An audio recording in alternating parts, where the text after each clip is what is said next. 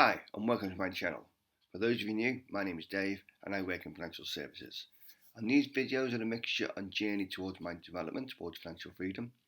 They will cover financial products and they will also hopefully improve your financial well-being so you, like me, can reach your financial aims sometime in the future.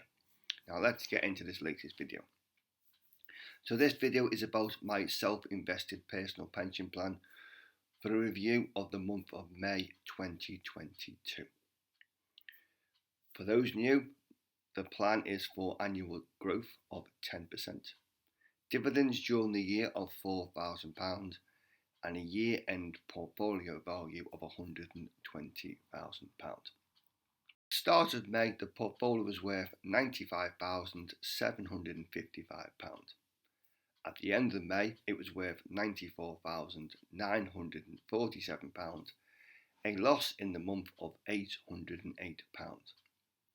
Now we did make monthly contributions as normal, £200, and we received tax-free from the government as a basic rate taxpayer of £50. So for the year to date, a small loss of 2.56%. And we also incurred monthly fees of £13.91 from our monthly provider, which is about average for this portfolio month on month. If we look at the following chart, predominantly UK based, 85.6% in the UK, 12.46% in the Americas, USA, and 1.94% in Asia. So probably why our losses have been so small this month or this year. The S&P 500 is down 15 to 20%. The Nasdaq is down 25 to 30%. So we have a loss, but because we're so UK based, the loss has been relatively limited, and hopefully it is only a short term blip. Now during the month we received some very nice dividends. Total dividends of £1,152.61, and the year to date dividend received is £1,605.40. So in the month we received dividends from Drax, the power plant, £132.54, and reinvested in 16 new shares. Lloyds the bank gave us £422.67. 949 shares were reinvested. And Aviva gave us a nice dividend of £597.40. We normally reinvest Aviva dividends, but because they did a share consolidation on the same day, it was not feasibly possible.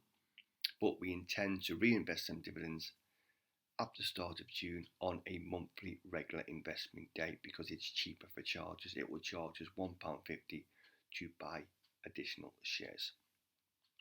But all reinvested to hopefully compound dividends over the next payout and next few years to reach our investment aims. If we look at the following portfolio, so primarily based in shares, 16 shares, 10 in profit, 6 in loss, of which 80.4% is in shares, 65.61% is in the FTSE 100, and 14.89% is in the FTSE 250. Our total shares are worth £72,482. Now, I'm not going to go through all 16 shares, but just an overview of our largest holdings and recent points of note. So our largest holding is Lloyds Bank. We currently own 32,729 shares, £14,700, 15.47% of our portfolio. Our original holding, or largest holding, was Aviva. We did own 4,084. They did do a share consolidation. We now own 3,088 shares, £13,278, 14% of our portfolio, but that will go back up to its pre-levels before the share consolidation during June. But it's paying a very nice dividend of over 5%. Our next holding is Drax. We increased in the month, 1,189 shares, £8,000, 8.4% of our portfolio. Has struggled during the month, but we are still over 100% profit within that share. But obviously the windfall tax come in, energy caps come in, so it has suffered during the month, but hopefully a short-term blip. Our next holding is Greggs the Bakers, 271 shares, £6,100, 6.5% of our portfolio. Did have very good results in the month.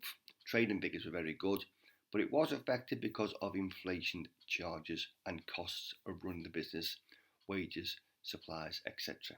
But it is very cash rich and it will pay us a dividend during the month. Okay. Our next holding is Barclays Bank, 2,900 shares, £4,900, 5% of our portfolio. And a very good share we've had in the month is Royal Dutch Shell, 150 shares, £3,500, 4% of our portfolio.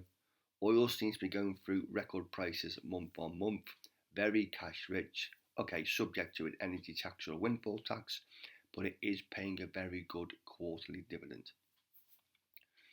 And on that note, we also own 542 shares in BP, £2,400, 2.5% of our portfolio. Again, quarterly dividends will give us some cash within our portfolio on a regular basis, which we will then reinvest into other companies.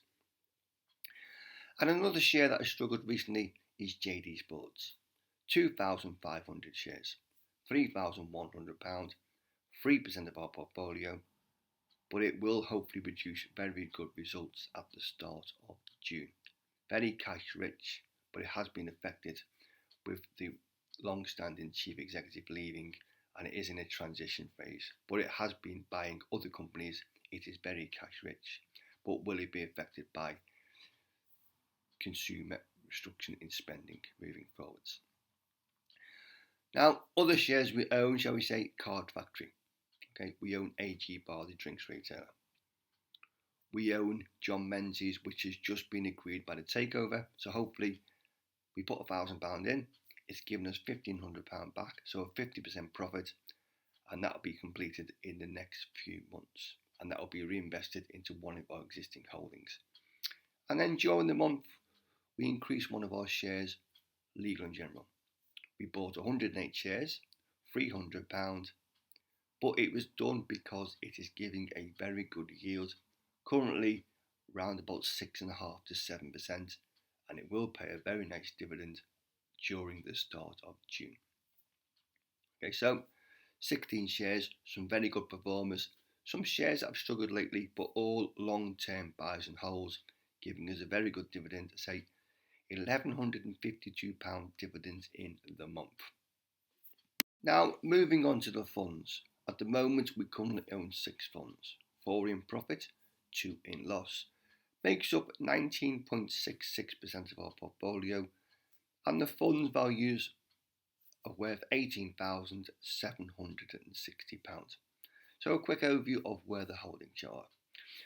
Our largest is a Legal & General Technology Fund. Currently owns 37 shares, all major players. Fund values were £5,328, 5.6% of our portfolio. Has struggled the tech sector 2022, but hopefully a short-term blip. Our next holding has been a very good performer in the past, has struggled again this year. US smaller companies, £3,662, 3.86% of our portfolio.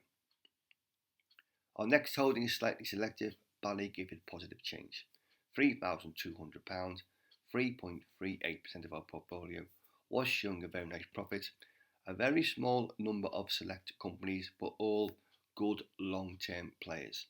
Okay, all hopefully towards ESG,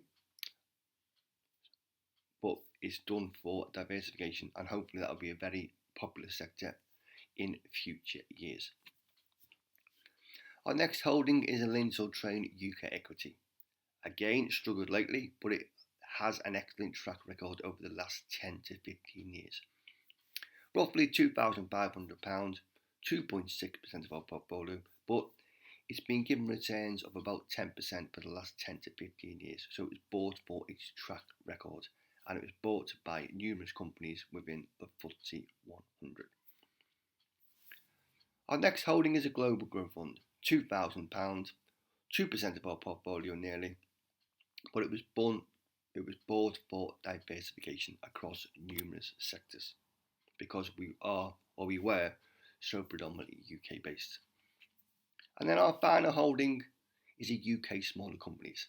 We put £1,000 in. It's now worth £881, has struggled in the last few months because of market sentiment in the UK against smaller companies. But ultimately, smaller companies will normally outperform larger companies. But thankfully, it makes up 0.93% of our portfolio. So, 6 funds across numerous sectors, all long-term buys. We've got no intentions of selling the funds between the next 3 or 5 years unless market sentiments change or management change or there's something seriously wrong or specific with that specific fund.